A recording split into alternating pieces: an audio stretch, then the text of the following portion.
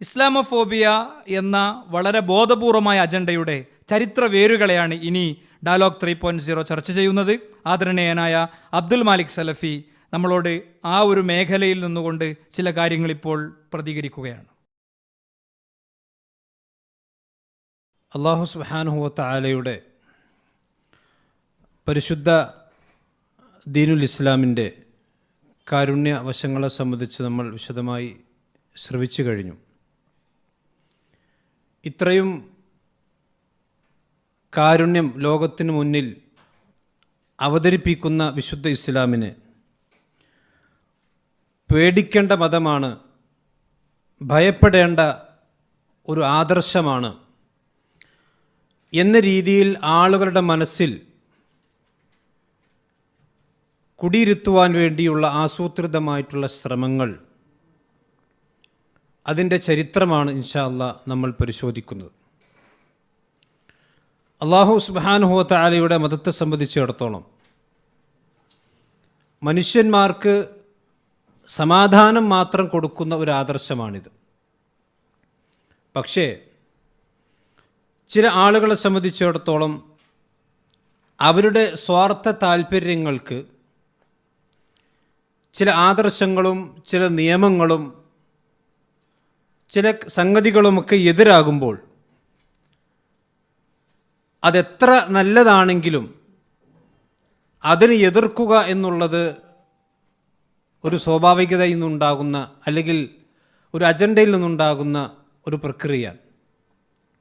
പരിശുദ്ധ ഇസ്ലാമിൻ്റെ ചരിത്രം പരിശോധിക്കുമ്പോൾ ഈ ഒരു പ്രവണത നമുക്ക് കാണാൻ കഴിയും.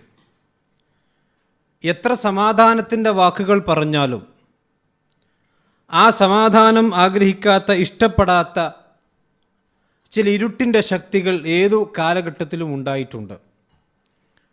ഇസ്ലാമിക പ്രബോധനത്തിൻ്റെ ചരിത്രം നൂഹ് നബി അലൈഹി സ്വലാത്തു വസ്സലാമ മുതൽ തുടങ്ങുമ്പോൾ ആ നൂഹ് നബിയുടെ പ്രബോധനത്തെ തെറ്റിദ്ധരിപ്പിക്കുവാനും അദ്ദേഹത്തെ തന്നെ ഒരു മോശമായി അവതരിപ്പിക്കുവാനുമുള്ള ശ്രമങ്ങൾ നൂറ്റാണ്ടുകൾക്ക് മുമ്പ് ആരംഭിച്ചിട്ടുണ്ട്. അതിനുശേഷം മഹാനായ ഇബ്രാഹിം നബി അലൈഹി സ്വലാത്തു വസ്സലാമയുടെ കാലഘട്ടത്തിൽ നമുക്ക് കാണാം, ഇബ്രാഹിം നബി അലൈഹി സ്വലാത്തു വസ്സലാമയെ നാട്ടിൽ നിന്ന് പുറത്താക്കുന്നു. അദ്ദേഹത്തോട് എന്തെങ്കിലും വ്യക്തിപരമായിട്ടുള്ള വിദ്വേഷം കൊണ്ടല്ല, നേരെ മറിച്ച് അദ്ദേഹം കൊണ്ടുവന്ന ആദർശത്തിൻ്റെ മുന്നിൽ തങ്ങളുടെ ആദർശത്തിന് പിടിച്ചു നിൽക്കാൻ കഴിയുകയില്ല എന്ന് വരുമ്പോൾ അദ്ദേഹത്തെ എറിഞ്ഞാട്ടുവാനും അതുപോലെ ആ നാട്ടിൽ നിന്ന് പുറത്താക്കുവാനുമൊക്കെയുള്ള ശ്രമങ്ങൾ അവിടെയുള്ള ഭരണകൂടം നടത്തുന്നുണ്ട്.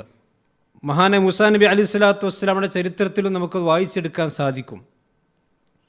നബി സല്ലല്ലാഹു അലൈഹി വസല്ലമയുടെ ചരിത്രം പരിശോധിച്ചാൽ അവിടെയും മക്കയിൽ ജീവിച്ചുകൊണ്ടിരുന്ന ബഹുദൈവ വിശ്വാസികളായ ആളുകൾ നബി സല്ലല്ലാഹു അലൈഹി വസല്ലമയുടെ ഈ സമാധാന സന്ദേശത്തെ ആളുകൾക്ക് മുന്നിൽ മോശമായി ചിത്രീകരിക്കാൻ വേണ്ട പ്രവർത്തനങ്ങൾ അവർ ചെയ്തിരുന്നു.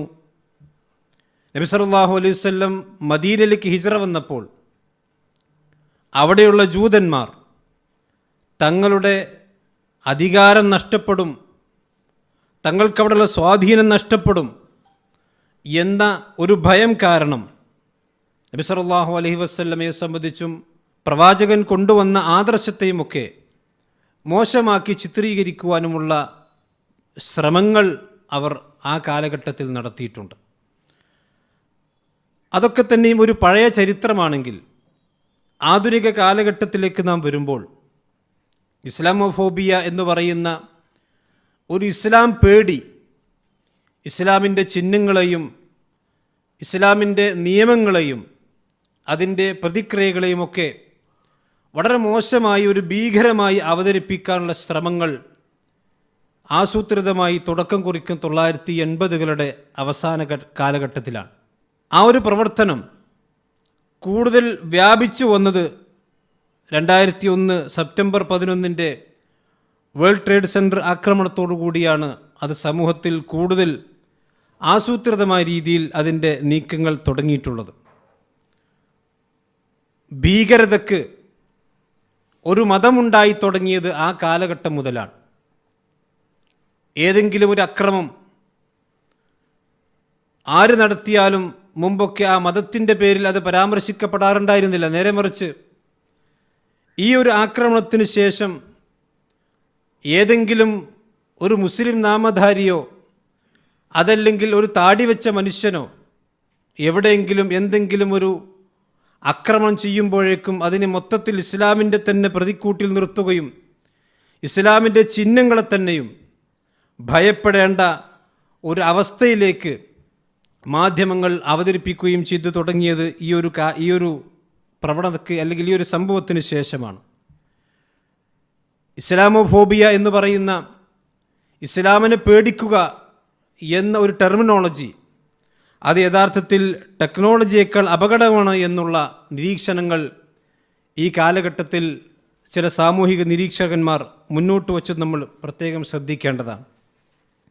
മാധ്യമങ്ങൾ ഇസ്ലാമോഫോബിയ എന്ന് പറയുന്ന യാഥാർത്ഥ്യത്തെ വ്യാപിപ്പിക്കുന്നതിൽ വലിയ പങ്ക് വഹിച്ചിട്ടുണ്ട്. അതിനൊരു ഉദാഹരണം പറഞ്ഞാൽ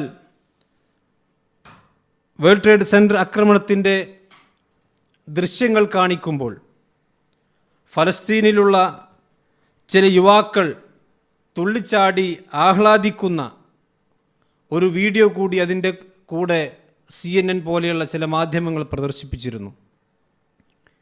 ഇത്രയും വലിയൊരു ഭീകരാക്രമണത്തിൽ സന്തോഷിക്കുന്നവരാണ് മുസ്ലിമീങ്ങൾ എന്നുള്ള ഒരു തെറ്റായ ധാരണ സമൂഹത്തിൽ പരത്തുവാൻ വേണ്ടിയാണ് അവർ മനഃപൂർവ്വം ആ പ്രവർത്തനം ചെയ്തിട്ടുള്ളത്.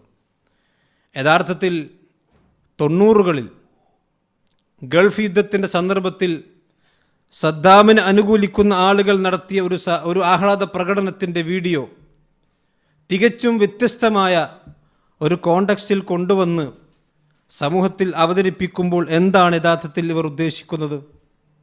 സിനിമകളിലൂടെയും കാർട്ടൂണുകളും നോവലുകളുമൊക്കെ ഈ ഒരു ലക്ഷ്യത്തിന് വേണ്ടി മാത്രം നിർമ്മിക്കപ്പെടുന്ന അവസ്ഥ ഇന്നുണ്ട്. അമേരിക്കയിൽ മാത്രം 500-ലധികം സംഘങ്ങൾ ഇതിനു വേണ്ടി പ്രവർത്തിച്ചു കൊണ്ടിരിക്കുന്നു എന്നുള്ളത് നമ്മൾ മനസ്സിലാക്കണം. ഇസ്ലാമോഫോബിയ ഇന്നൊരു വ്യവസായമായി മാറിയിരിക്കുകയാണ്. ആഗോളതലത്തിൽ ഈ ഒരു അവസ്ഥയാണെങ്കിൽ ഇന്ത്യയിലേക്ക് വന്നാൽ ഒരു ഇസ്ലാമിനെ ഭയക്കുന്ന ഒരവസ്ഥ ഇന്ത്യയിലുണ്ടല്ലോ. നമ്മൾ ഈ വർഷത്തിൻ്റെ തുടക്കത്തിൽ പൗരത്വ ഭേദഗതി നിയമവുമായി കൊണ്ട് ബന്ധപ്പെട്ട പ്രക്ഷോഭങ്ങൾ ഇന്ത്യയിലുണ്ടായി. എന്താണ് യഥാർത്ഥത്തിൽ ആ പ്രക്ഷോഭത്തിൻ്റെ മൂലകാരണമെന്തായിരുന്നു? അതിലും ഒരു ഇസ്ലാമോഫോബിയ ഒളിഞ്ഞു കിടക്കുന്നുണ്ട് എന്നുള്ളത് നമുക്ക് മനസ്സിലാക്കാൻ സാധിക്കും.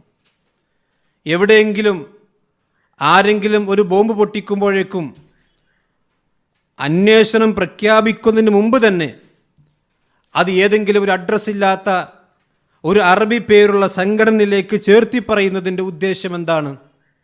വളരെ വ്യക്തമാണ് അജണ്ടകളൊക്കെ തന്നെയും. ചുരുക്കത്തിൽ വളരെ ആസൂത്രിതമായി ഇസ്ലാമിനെ ഭയപ്പെടുക, മുസ്ലിമീങ്ങളെ പേടിക്കുക എന്ന ഒരു സന്ദേശം ഇവിടെയുള്ള ഭരണകൂടങ്ങളും മീഡിയകളും അതുപോലെ തന്നെ ഇസ്ലാമിൻ്റെ ശത്രുക്കളും വളരെ ആസൂത്രിതമായി ഇവിടെ പ്രവർത്തിച്ചു കൊണ്ടിരിക്കുന്നു, അത് ആളുകളിലേക്ക് എത്തിച്ചു കൊണ്ടിരിക്കുന്നുണ്ട് എന്നുള്ളത് ഒരു യാഥാർത്ഥ്യമാണ്. അതിൻ്റെ പരിണതഫലമായി മുസ്ലിം നാമധാരികളായ ചില നടന്മാർക്ക് വരെ അമേരിക്കൻ എയർപോർട്ടുകളിൽ വലിയ പ്രയാസങ്ങളുണ്ടായി. ഇന്ത്യയുടെ പ്രസിഡന്റിന് വരെ ആ ഒരു അവസ്ഥയുണ്ടായി എന്ന് വന്നാൽ എന്തായിരിക്കും, എത്രമാത്രം അതിൻ്റെ ഇസ്ലാമിക സമൂഹത്തെയും മുസ്ലിം പേരുകളെയും ഭയക്കുന്ന അവസ്ഥ എത്രമാത്രമുണ്ട് എന്നുള്ളത് നമ്മൾ മനസ്സിലാക്കണം. ഏതെങ്കിലും ഒരു കാര്യം കേൾക്കുമ്പോഴേക്കും അതിൻ്റെ സത്യാസത്യങ്ങളെ സംബന്ധിച്ച് അന്വേഷിക്കാതെ ഇസ്ലാമിനെതിരെ അതിനെ തിരിച്ചുവിടാനുള്ള ഗൂഢമായ ശ്രമം. ഒരൊറ്റ ഉദാഹരണം പറയാം. ഈയടുത്ത് ന്യൂസിലാൻഡിൽ ആക്രമണം സംഭവിച്ചു. ക്രൈസ്റ്റ് ചർച്ച് എന്ന നഗരത്തിൽ 2 മുസ്ലിം പള്ളികളിലാണ് ഒരു ഭീകരവാദി ആക്രമണം നടത്തിയത്. എന്തായിരുന്നു കേരളത്തിൽ ചില ആളുകൾ തുടക്കത്തിൽ ആ സംഭവത്തെക്കുറിച്ച് പറഞ്ഞത്? 2 ക്രിസ്ത്യൻ പള്ളിയിൽ മുസ്ലിം ഭീകരാക്രമണം എന്നായിരുന്നു.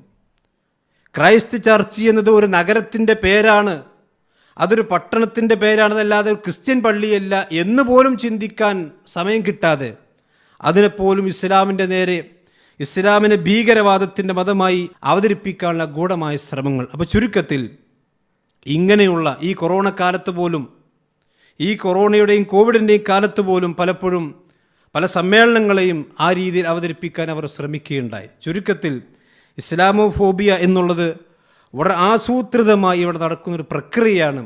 അതൊരു ഉട്ടോപ്പിയ അല്ല, അത് ഗൂഢമായ ശ്രമങ്ങൾ ഇവിടെ നടക്കുന്നുണ്ട്. എന്നാൽ ഇസ്ലാമിനെ സംബന്ധിച്ചിടത്തോളം അതിനെ ഭയക്കേണ്ടതില്ല. അതിൻ്റെ പ്രമാണങ്ങളിൽ നിന്നാണ് അതിനെ പഠിക്കേണ്ടത്. പ്രമാണങ്ങൾ കാരുണ്യമാണ്, ലോകത്ത് ജീവിക്കുന്ന ഒരു മനുഷ്യനും ഉപദ്രവം ഉണ്ടാക്കുന്നതല്ല എന്നുള്ളതാണ് ആ വിഷയത്തിൽ നാം മനസ്സിലാക്കേണ്ടത്.